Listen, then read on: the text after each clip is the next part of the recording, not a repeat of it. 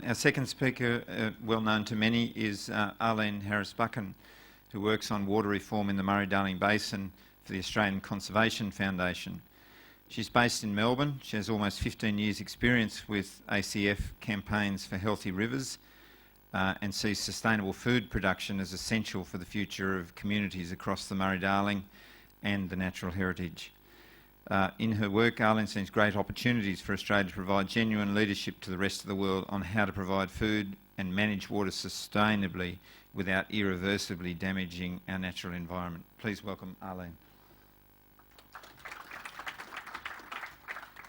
Thank you, Mick.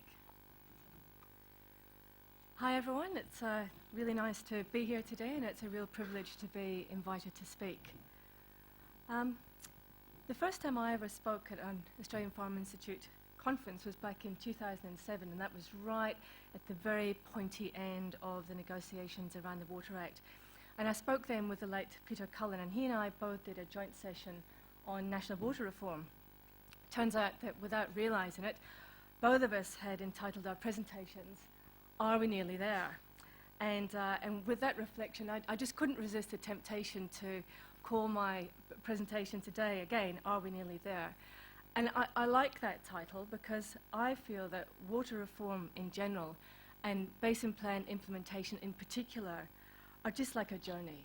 You know, they are journeys, and like all journeys, they have starting points and they have a destination. So the starting point for the basin plan, of course, is the Murray-Darling Basin, and my apologies to those of you here who know this stuff like the back of your hand. With the basin, the Murray-Darling Basin, it really is huge. It covers 1/7 or 14% of all of Australia's landmass. Absolutely enormous.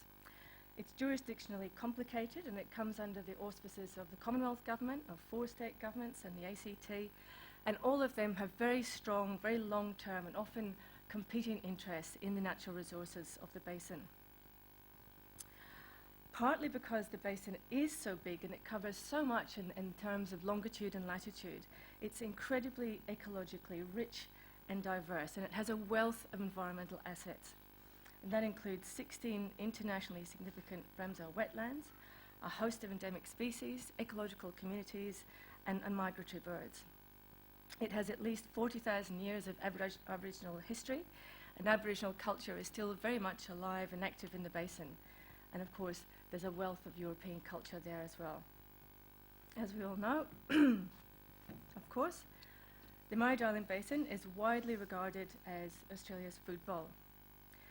70% of Australia's irrigation takes place in the basin. 40% of our agricultural output comes from the basin. 2 million people live and work in the basin, and the basin also provides water to another 1 million people who live in Adelaide. It's a great draw card for recreation and tourism and fishing and so on, and lots of people within the basin and from outside the basin and internationally are drawn to the basin to take advantage of those recreational opportunities, and there are significant economies built on those. And of course it does that whilst receiving just 6% of Australia's rainfall. Incredible. It's an amazing place, and it's undoubtedly, in my opinion, Australia's most important river basin. So what's the problem with it? Well, historically, the basin was a victim of poor policy decisions that resulted in far too much water being extracted from the basin for irrigation. Now, the rivers and wetlands of the basin and all the plants and animals that call it home, they have evolved to cope with the extremes in an Australian climate. But there are limits to their resilience, and the loss of resilience, which was caused by decades of over-extraction, by seasonal inversion of high and low flows to suit the needs of irrigation, with permanent inundation in places that required periodic drying. That loss of resilience meant that when the millennium drought hit hard, the whole system came close to collapsing. So in 2010, when the Basin Plan was being developed, the Sustainable Rivers Audit found that 21 of the 23 valleys in the basin were in poor, very poor, or extremely poor ecological condition. Across the basin, 90% of the native fish had gone, and the fish biologists were worried that if things didn't change, that would become 95% really quickly. There had been no flow at the Murray mouth from 2002 to 2010, water levels in the lake were below sea level, they were saltier than sea level, and exposed lake beds were becoming acidic. And of course, poor water quality became a sporadic and persistent problem right across the basin. Salinity, blue-green algal outbreaks, black water events. And of course, poor water quality is everybody's problem. You can't drink or irrigate or water stock with salty water. You can't swim or play or enjoy your recreational time in blue-green algal infested waters. An environmental decline like this, it isn't just a greenie issue, it seriously undermines the ability of the resource space to underpin any and all of the values for which the basin is recognised and valued. I hate this slide, but in terms of the basin plan being a journey, this is effectively the starting point for that journey. This is why we needed, and this is why we still need a basin plan to take us to a destination where this will never happen again. So we need a basin plan to return balance to the system, to ensure that the water resources of the basin are put properly onto a sustainable footing, and the right balance gets struck between the competing demands for water. So the somewhat maligned guide to the proposed basin plan, I think, expressed this situation rather well. It says environmental failure now threatens the long-term economic and social viability of many industries and the economic, social and cultural strength of many communities. So when I have a basin plan, which was described by Colin, and I'm glad I made the assumption that Colin would do a really great job of describing the basin plan as it is. The crux of it, from an environmental point of view, is that there are commitments to provide two different packages of water, 2,750 and 450 gigs of water, and that's underpinned by $13 billion of taxpayers' investment to drive that change. And that number, the magnitude of that number, $13 billion to drive that transition and take us to a better place, is something which is often not discussed in conversations around the costs and the benefits of implementing the Basin Plan. We have excellent institutions there, the Murray-Darling Basin Authority, the Commonwealth Environmental Water Holder, who are there to administer and drive and deliver the plan. And so 3 years on into the plan, into a 7-year delivery program, how are we going? How are we going with implementation? Well, about 70% of that 2,750 gigalitre target has already been recovered or it's under contract for delivery. And that's been achieved through a combination of buyback tenders and infrastructure investment. So actual recovered water is then held and managed by the Commonwealth Environmental Water Holder, the CHU, often in collaboration with state and local partners to meet identified environmental demand. Apparently about 4,700 gigs of Commonwealth water has been delivered since 2009, and there is a list which is considerably longer than your own arm of clearly demonstrated environmental benefits right across the basin coming from that water. Colin mentioned some of them. A couple of other standout achievements, I think, might be the recent silver perch spawning in the Goulburn, and they spawned there for the very first time since 2010. It's a critically endangered species. Environmental Water has recently made an excellent contribution to the Murray-Hardy Head Recovery Plan in the Mallee. And of course, there are a number of very well recorded interventions which have topped up natural flows or they've extended flood recession curves. And that has enabled colonial nesting water birds to complete a breeding event very successfully, whereas without that additional environmental water, they might otherwise have abandoned their nests as water levels have dropped away. Another great development, I think, is that both the MDBA and the CHU, the Commonwealth Environmental Water Holder, they've both invested heavily in some excellent monitoring and evaluation programs. And those programs will be crucial in understanding and demonstrating the benefits of intervention, the benefits of that investment, and as part of an adaptive management strategy. So 3 years into implementation of a 7-year water recovery process, and as Colin said, there's a lot of other stuff in there as well, lots of other features of the Basin Plan. We're still quite a way off from our destination, but I think that's pretty solid progress so far, and a really, really big job.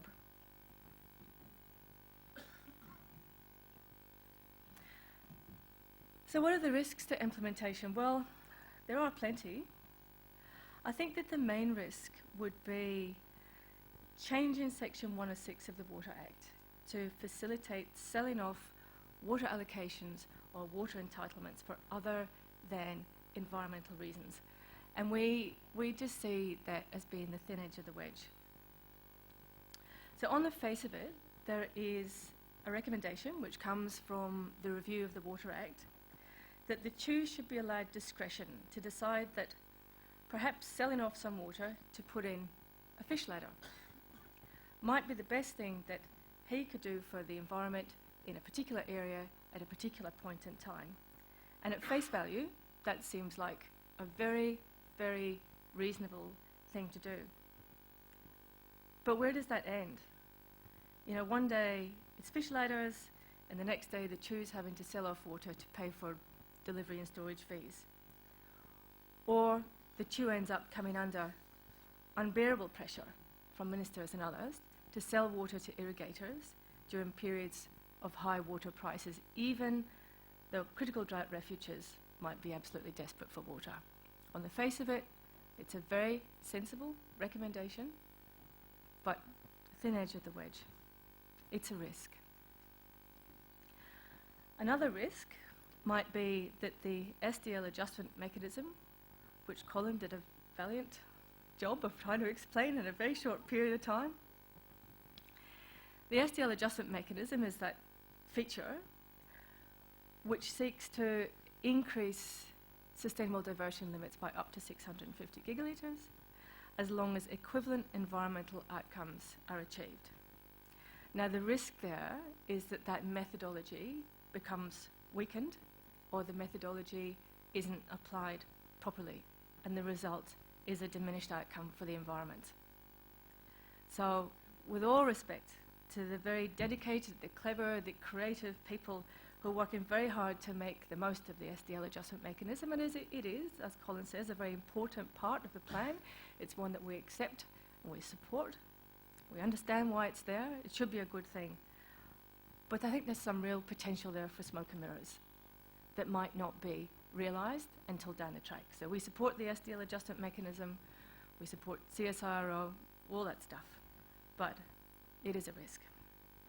And another risk, a very real one I think, is that the political will and the state of the bank account or the lack of suitable projects might mean that the additional 450 gigs of water for the environment, which comes on top of the 2,750, which is required by Section 86AA of the Act, just becomes illusory, just falls into the too hard basket.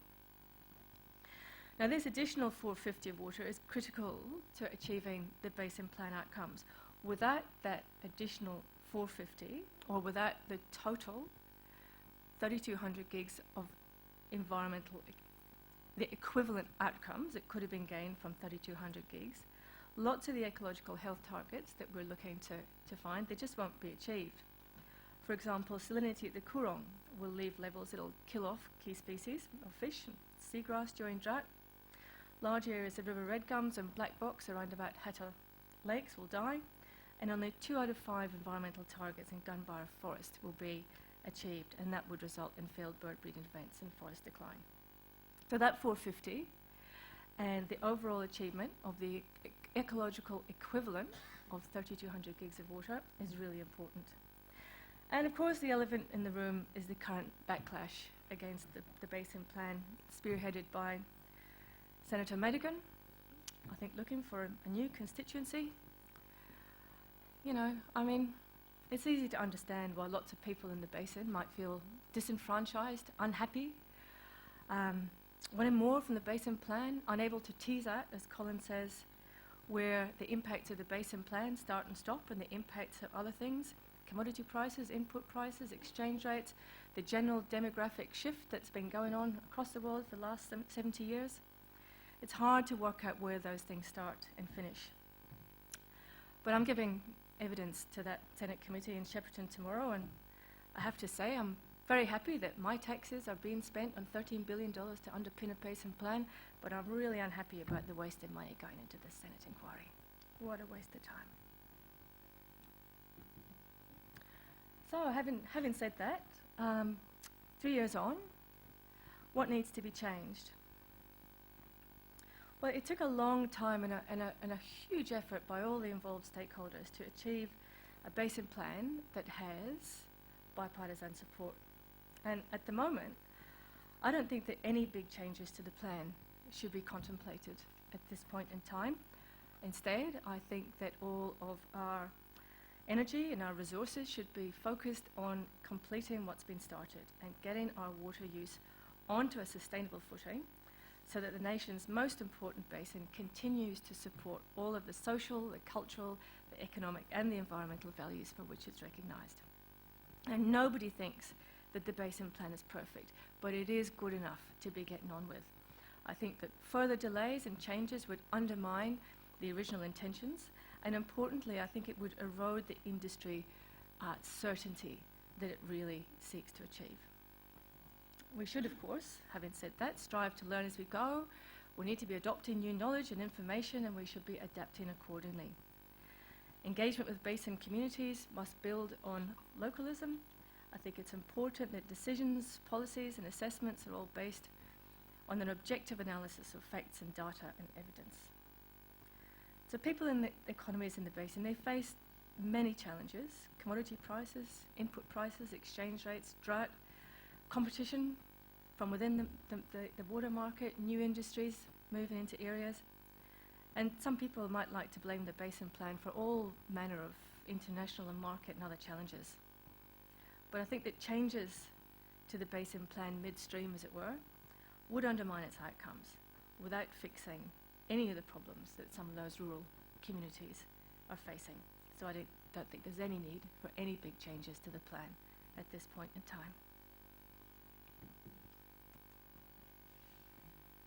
So, over the course of the National Water Initiative, Water Act, first years of the Basin Plan, what have we learned so far? Well, thinking back to 2004 and what we strove for in the National Water Initiative, I'd say that a key learning for me is that it's not just about water.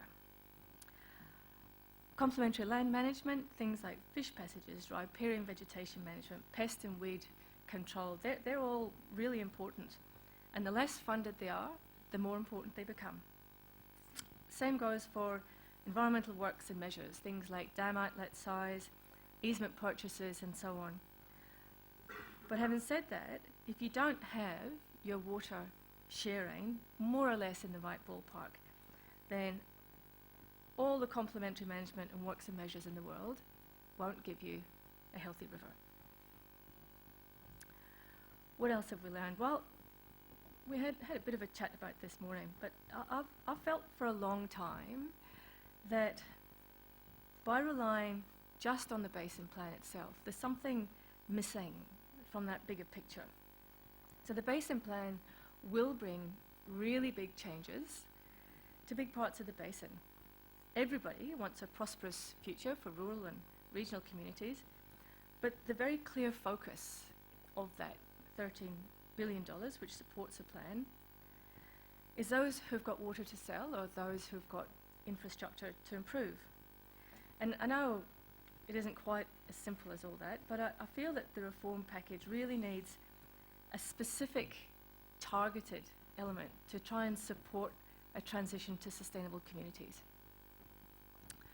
This is not my field of expertise, but I feel that the way the world is moving, we know that there are lots of opportunities there for jobs in renewable energy, for complementary land management, developing markets and ecosystem services. They're sort of things that I don't really understand, but I do know that there are opportunities there that haven't been incorporated into part of this basin plan, and I think that's an omission. Plenty of opportunities there, I think, to come back with another package of measures to assist the transition of those communities and assist the full and proper implementation of the basin plan. And of course, what else have we learned? Well, yeah, as the ongoing Senate inquiry proves, you should always expect the unexpected. So on this journey of water reform or basin plan implementation, how will we know when we're there? Well, that's a really hard question, but maybe the litmus test of that is when the basin is able to survive a major drought, another really major drought, with enough environmental flow that its ecosystems are resilient and they're able to bounce back again. It's when irrigators aren't pushed to the brink and when trade and allocations is a key element of risk management and of drought planning for everyone across the basin. Maybe we'll really know when we're there, when crisis management is no longer required in the lower lakes as soon as there's even just this smell of a drought in the air. And if the Murray mouth can stay open for 90% of the time without the need for dredging. As we know, the Murray mouth has required dredging this year again since January, so we're definitely not there yet. But I do think we're well in the way, and steady as she goes will eventually get us there. It's not time to get cold feet. It's time to finish the job that we started, properly implement the basin plan, put our water resources back onto a sustainable footing. And in terms of the ongoing inquiry, what would a pause to the basin plan mean anyway, you know? What a waste of public investment, and a pause to implementation of the plan, a pause to water recovery, would also mean a pause or an end to that $13 billion, which is there to drive the plan through. So I think we're not there yet, but we're making pretty decent progress. Thank you.